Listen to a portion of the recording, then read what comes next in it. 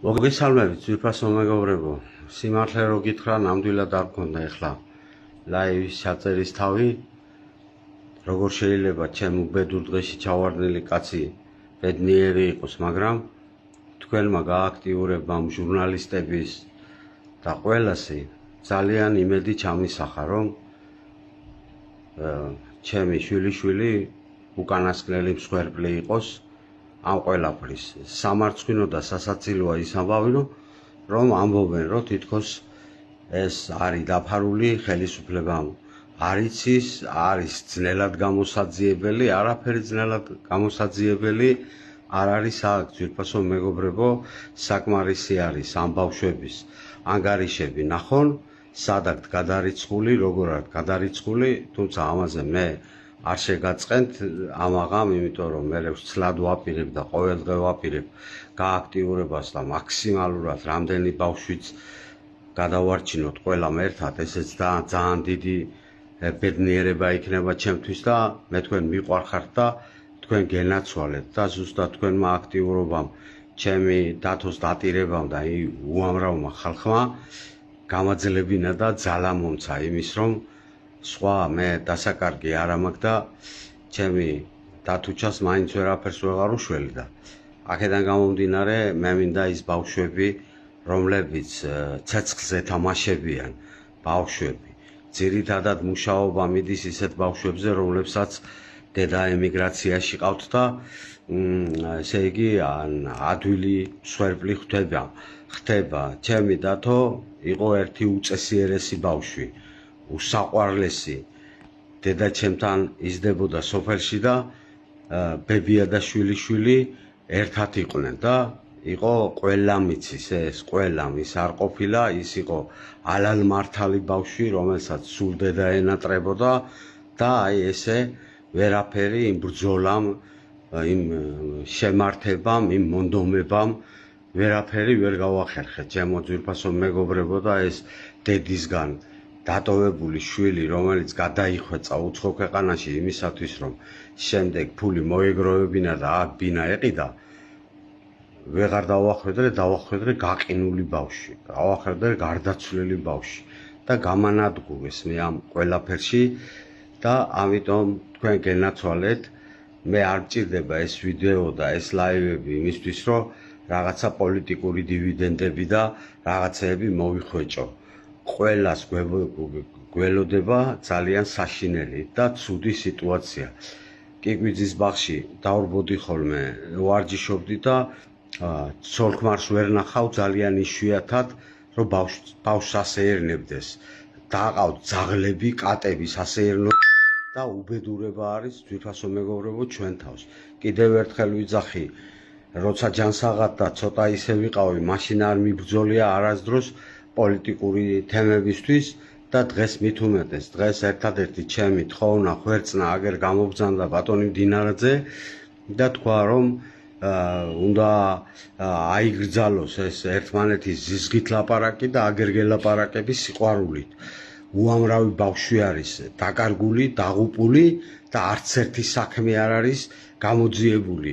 არც ერთი, რომელი ბავშვიც ესე ძილში გაიპარა და მისმა მშობლებმა შეეცადნენ, რომ სიმართლე დაედგინათ, რასთან მქონდა საქმე, ფაქტიურად არც ერთი საქმეზე თითითიცი არ დადებულა და ვიხდით იმას, ოჯახის სიწმინდის დღე რა არის, ოჯახი წმინდა რო არის, ყველა ქართველმა იცის და ეს ბავშვები თუ ამ ქვეყანაზე აღარავინ აღარ დარჩა, ვის უნდა ეს თქვენი ოჯახური სიწმინდე?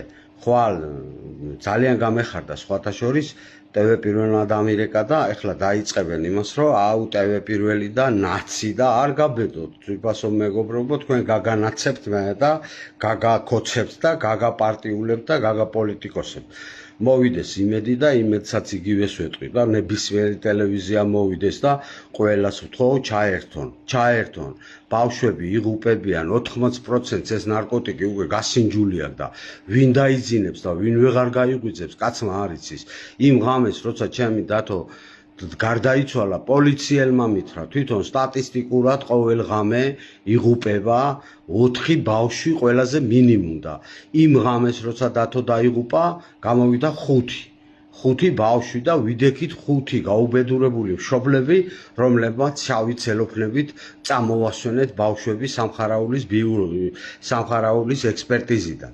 აი ეს არის რეალობა, ეს არის უბედურება და არც ერთი სამწუხაროა იქამდე მივიყვანეთ საქმე, რომ არც ერთი პოლიტიკური პარტიის ლიდერი, არც ერთი ტელევიზია, არც ერთი ეკლესია, არც ერთი ეპისკოპოსი, არც ერთი, რა ვიცი მე, არავინ არ საუბრობს ეხლა იმაზე, რომ აი ეს უბედურება თავს დაგვატყდა. ამიტომ ჩემო ძვირფასო მეგობრებო, მე ახლა არ ვიცი, ერთმანეთთან ვიკონტაქტოთ, მივწეროთ, მე უნდა მივმართო ხელისუფლებას, უნდა მივმართო შინაგან საქმეთა სამინისტროს, პროკურატურას, მთავრობას, ბატონ ბიძინა ივანიშვილს, ცოტნეს, ყველას, ბერას და ყველას უნდა მივმართო, თუ გინდა ოპოზიცია იყოს, პოლიტიკური პარტიები იყოს, ეს არის თემა, სადაც აქ პოლიტიკაზე ლაპარაკიც არ შეიძლება. ძვირფასო მეგობრებო, ჩვენ ვიცავთ იმას, რა ქვია, ევროპულ მომავალს კი არ ვიცავთ, ქართულს კარგავთ, თუ არა, მე ჩემი ორი შვილი ამ უბედურების დროს სწორედ ევროპაში ცხოვრობენ და ნეტა გაჩვენათ ვინმე როგორი გაზრდილები არიან მათი პატარა შვილები და რამხელა კულტურა გააჩნიათ მათ. და დაანებეთ ამ რაღაც იმას, რა ქვია, ბავშვები აღარ დადიან ქუჩაში, შეყვარებულ წყვილს ვეღარ ნახავ ქუჩაში და არის ერის გადაშენების, გაუბედურების და ყველაფრის ისა, რა ქვია, და ამიტომ რა ვიცი, ხელისუფლება ხარ, ოპოზიცია ხარ, რითი უშველოთ ამ საქმეს. შემოიღეთ, გაამკაცრეთ, ყველა ბარიგა 100%-დან ასივე შეკრულია პოლიციასთან. გამორიცხული არის, რომ ბარიგები უნდა იყოს, უნდა ვამხილოთ და მათ საქართველოში ვერ უნდა იცხოვრონ, მათმა ოჯახებმა ვერ უნდა იცხოვრონ, სოციალურ ქსელებშია უკვე გამოდებული სამსახური, ვინც დაარიგებს წამალს, მათ აძლევენ დიდძალ ფულს.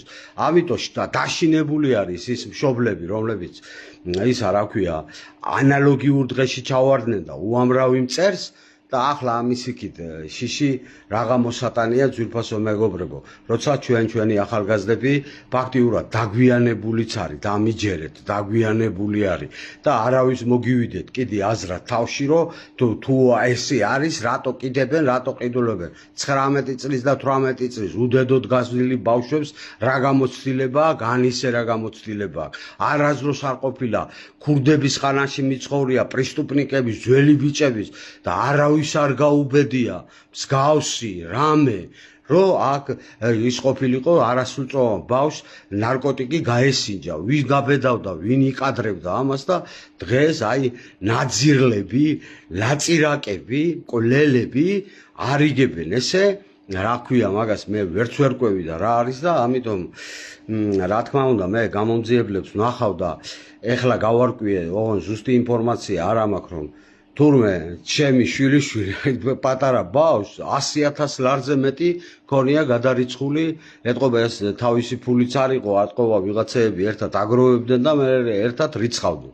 ამიტომ მე ახლა გამომძიებელი საქმის კურსში ყო არ მყავს, მივხედავ თუ სად ირიცხებოდა ეს ყველაფერი და ვინ არის და ეხლა თუ ხელისუფლებისთვის ამ ყველაფრის ასე მარტივად გაკეთებული სქემის და აწყობილი სქემის გამოძიება და გამოკვლევა არ შეუძლია, მაშინ ამ ქვეყანას არ ყოლია პატრონი.